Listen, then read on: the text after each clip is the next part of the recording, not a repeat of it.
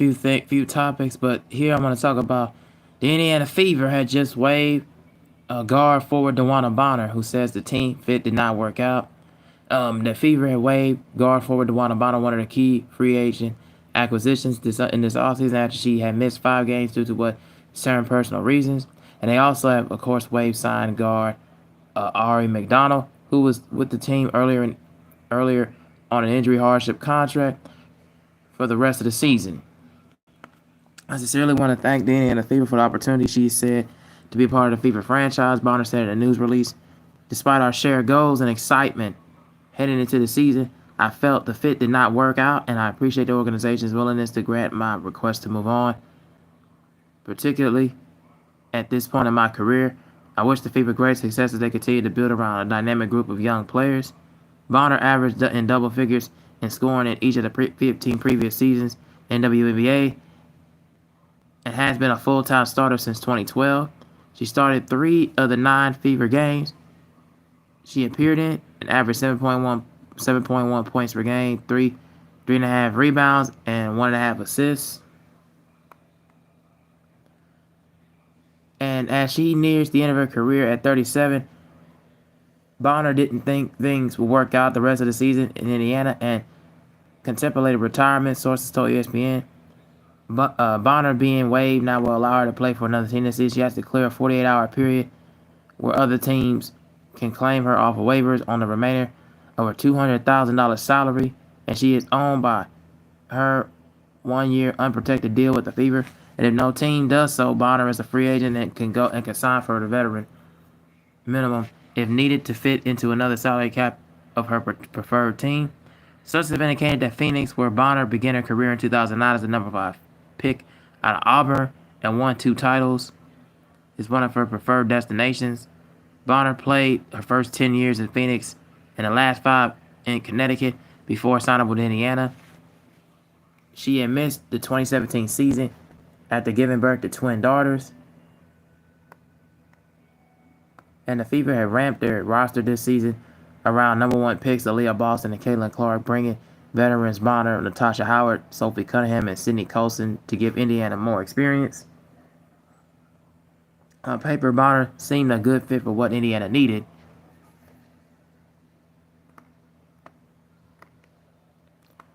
And McDonald, of course, the number 3 pick in the 2021 draft of Arizona. She played her first 3 seasons with Atlanta and last year with Los Angeles. And while Clark was out with the quad injury this season, McDonald averaged 11 points, 3 assists, and 2 steals. And the Fever general manager Amber Cox said in a statement, from the moment she arrived in the NDR was a clear fit with the style and mentality we were building here with the Fever. But through only a few games, her impact as a playmaker and a defender was evident, and we are very excited to welcome her back for the remainder of the season. So here are my thoughts about the whole waiving of DeWanna Bonner. Well, it was kind of a long while coming for her at this point of her career, being at 37. She wants to try to play for, a team like the Phoenix Mercury that she started her career with back in 2009. And her ability to, stretch the floor, get open shots, and also get attacking the rim, attacking the paint. She was one of the best at it, especially at her time. And I really did appreciate, her veteran presence when she was available with not only with the Connecticut Sun, but also with the Fever, of course. And, of course, what she did with the Phoenix Mercury earlier on in her career. So, glad she has a way of just, going out on her own terms. And I really think that that's a good thing for her at the end of the day, At the end of the day, being a part of the WNBA, you want to find a way, especially at the age that you're in, to find your happiness, to find that career in the end goal and the end game, to really do something that could really be beneficiary to a greater cause, for a greater good. So I really do think that that's a good sign that she wants to try to move on and do something else with another team, and it kind of puts things in perspective that the Fever are going to go younger. But the Fever really should still work out with their own players right now and try to focus on the season and continue to try to build and get better. But as for DeWanna Bonner, I think what she's done throughout her 15 previous years in the WNBA and became a full-time starter, I think now she can find her own way and her own place to just go where she wants to go and find her destination, on the last stretch. And of course, we get the $200,000 in the salary. So I really do think that that's a good thing for her. I want to see her do good and do bigger and better things, and be happiness, have some happiness, and have some moment of clarity. Now, for Ari McDonald, because I don't think she fit in the kind of rotation after a while, where of course CC was gonna come back, then of course what they're doing with Aaliyah Boston, and then now what they have with Natasha Howard, Sophie Cunningham, and then of course Lexi Hall and Sydney Colson. The experience with them, I just don't think that Ari McDonald really fit with the kind of roster and with the roster and the rotation that they were looking at, and it kind of just really showed his rear his ugly head, with Stephanie White and of course Amber Cox, the GM. They saw the potential, they saw what they got from her, but it was just at the end of the day something that they was looking at, and it was just like looking in the mirror and coming down to the thing, look at things. They didn't want no competition. They didn't want no competitive kind of ego, because no competitive kind of back and forth. They know where they're going. The Fever know where they're gonna go as far as roster and experience and roster changes goes, and they know exactly where they're gonna go in the direction more younger, and they're trying to of course push the popularity and sensation what Caitlin Clark is doing, and of course what Kelsey Mitchell and Aaliyah Boston are doing as well. So I really feel like that they are trying to go in that route, in that direction. I just don't think Ari McDonald really fit in that kind of certain style and essence and era. And you can just see that it was something of a long time coming. And as for DeWanna Bonner, I wish her the best of luck wherever she goes and wherever she finishes for her career. I can't wait to see her do big things. I can't wait to see her go and finish out her career strong. And as you can see, where they was playing the let's take a look at it again. Believe they was playing the Brazil. That was nice for her. That was nice for her. So really good way of trying to go out on your own terms if you're DeWanna Bonner. But that's all I got to say about that on this topic. Not really too long. All right, let's talk about some games last night that I got a chance to saw. So I saw the Aces are trying to get back to their winning ways, winning over a absolutely disappointing Connecticut Sun, where they are just absolutely atrocious this year. They won by the score of the Las Vegas Aces won by the score of 85-59. And it goes to show you, and it goes to show me that you find a way for Jackie Young and Jewel Lloyd when they're on point and when they're on fire, when they're getting into a rhythm, and Chelsea Gray when she's into a rhythm. As you can see, all the main starters played over 25 plus minutes. That goes to show you that they have a lot with what it takes. And of course, Asia Wilson, they love to prop up what's going on with Kayla Clark and Angel Reese. But Asia Wilson, to me, is still, the best player in women's basketball right now. And her ability to attack the rim and pose a threat to opponents and defenders, to try to get her ability to attack and still continue to make strides and continue to make rarest hits. I think it's just something that she does on a given and a nightly basis, where she averages around 20 points per game and around like 11 and a half boards. Like, she just absolutely dominates the paint when she does, man. And it's really fun to watch. They absolutely completely dominated the Connecticut Sun in every way. The ball movement was on point. The shot making, the shot creativity, the shot making ability was on point. They was absolutely just dominant wherever facet, whatever axis they was going. and it made it just look inconsequential. So I love the way that they was attacking, and they was making Connecticut just unopposed and appealing on the defensive side of the ball, and they made things harder and difficult for them. And defensively, they was able to get a whole lot of stops. They was able to control the ball. They was able to get into a rhythm. They was smothering Connecticut all over, man, forcing turnovers, and like I said, their four main starters was absolutely just on point with the shot making and the shot creativity. So if they continue to go on this winning streak and get on the right path and really start to play within each other, and it also, I like the fact that even though that their bench, even though Aaliyah Nye, in my opinion, I was telling to my guy HD TV the other day, I said she probably needs to come into the starting lineup a little bit and throw her hat in the ring. But then also, you might need to throw in whatchamacallit, into the center role. I believe either not Damon Evans, Elizabeth Kidley, I believe, might need to throw her into a starter lineup for the center. That's the main thing I think they need to get is an actual true center, and take the pressure so much off of Young and Asia Wilson. I think that would be the best beneficiary for them. So yeah, that's just my thoughts about that game in particular. But salute to the Aces, man. They did their absolute thing. Of course, we got the New York Liberty won over the Golden State Valkyries, 81-78.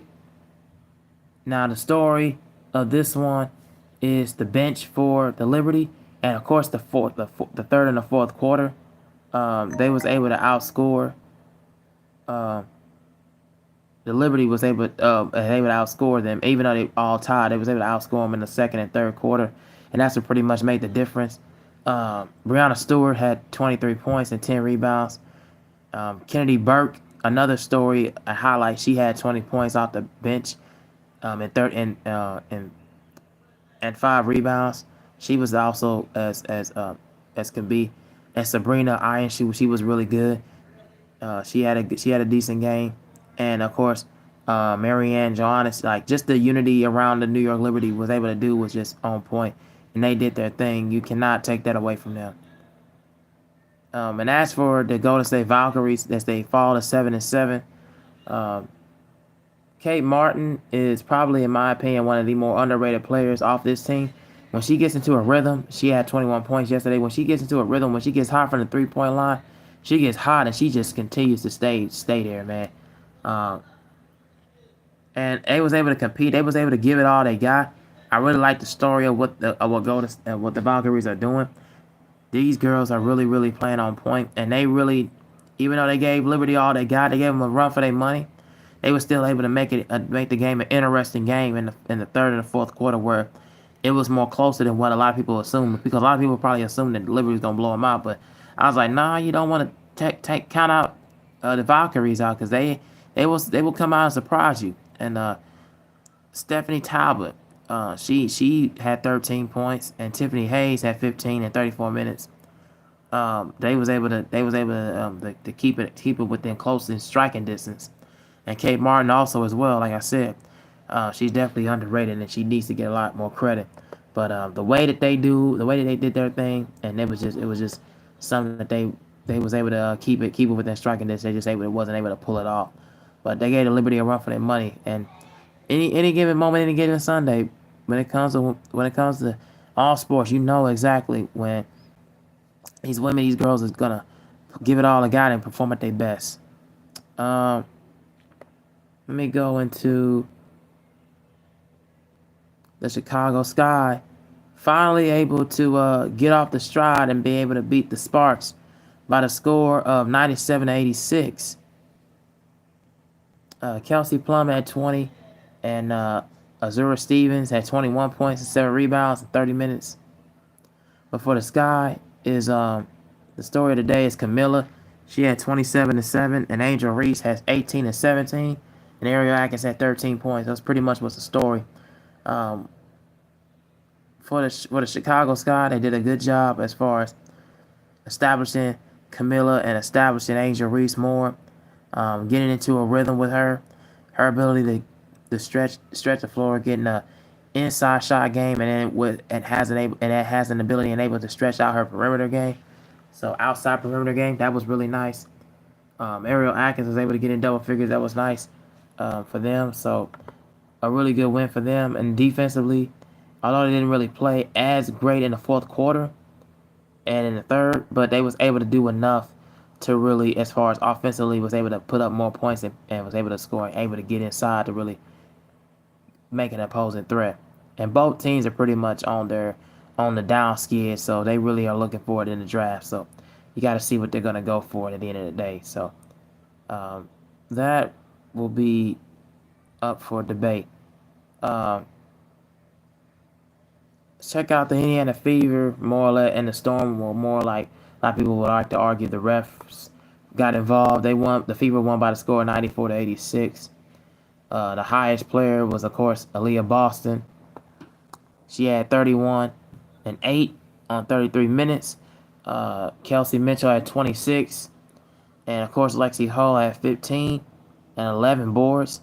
He was all over the place, able to get to her spots wherever she wanted to. Caitlin Clark once again struggled. She was not good at all. She didn't have a good game at all.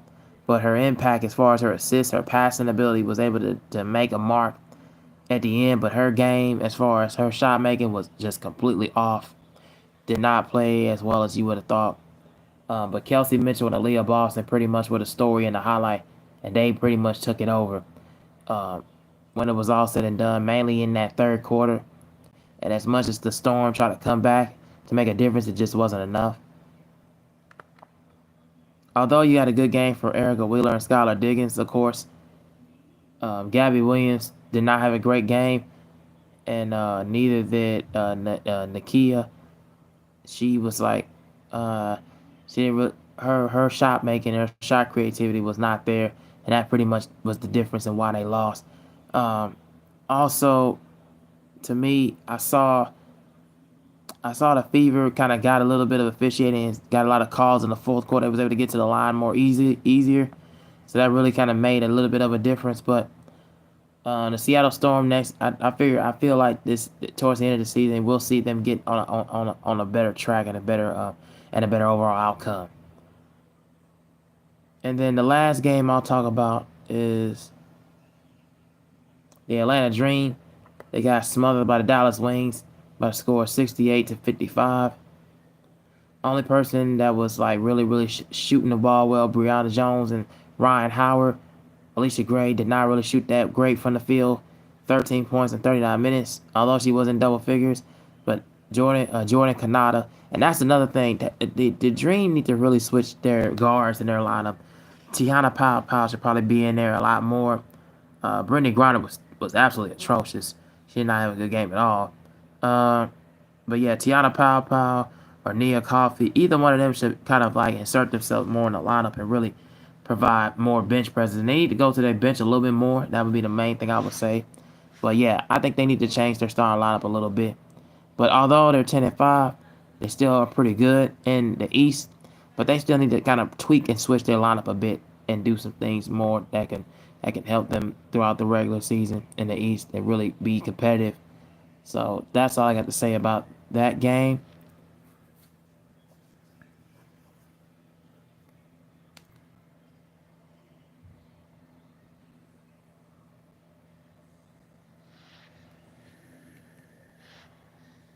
Let me check to see if there's any more news.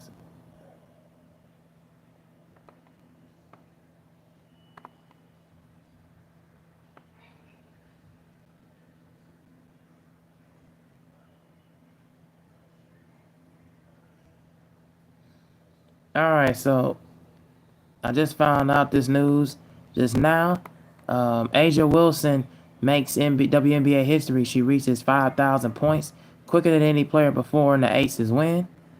As Vegas for Asia Wilson adds to another historic milestone to her remarkable career on Wednesday night. She becomes the fastest player to reach 5,000 career points. She became, of course, during the 85-59 win, like I talked about over the Sun and the Mitch Club Ultra Arena.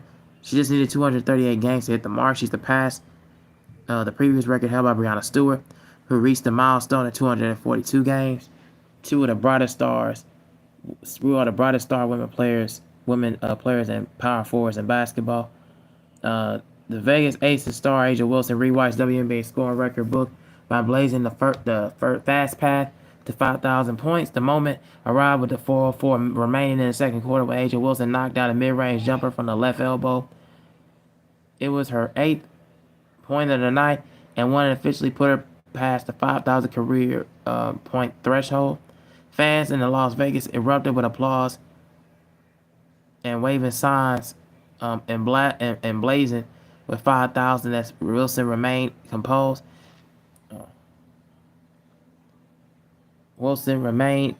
Acknowledging the moment quietly while receiving hugs from teammates and even some Suns players.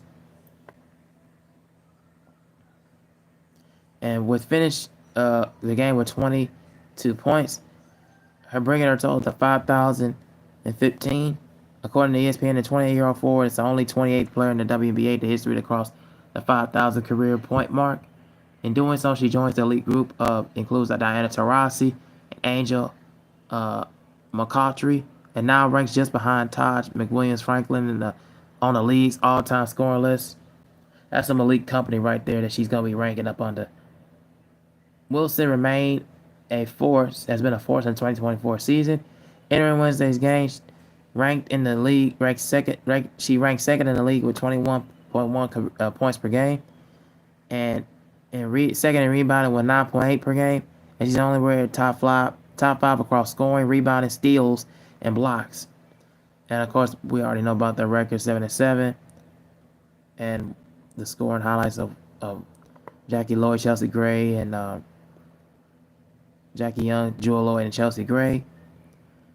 All right, so yeah, man, shout out to A'ja Wilson. I still believe she and Breanna Stewart are two of the top two best, not only the best power forward in the entire WNBA. I believe they're two of the best players in the WNBA currently, as we kind of see it.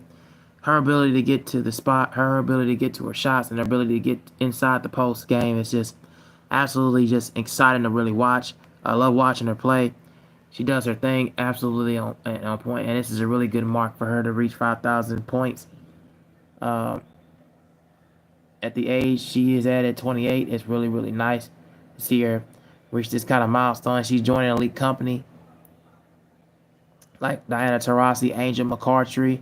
That's a really good company that she's in. So I can't wait to see what she's doing, what they're gonna do, what the Aces are gonna do right now, as they're looking to try to make a run, and try to get into the postseason. So yeah, that's all I have to say about the news right now. Thank you guys for watching, whoever was watching, and make sure to like, share, and subscribe. And I am out of here. Peace.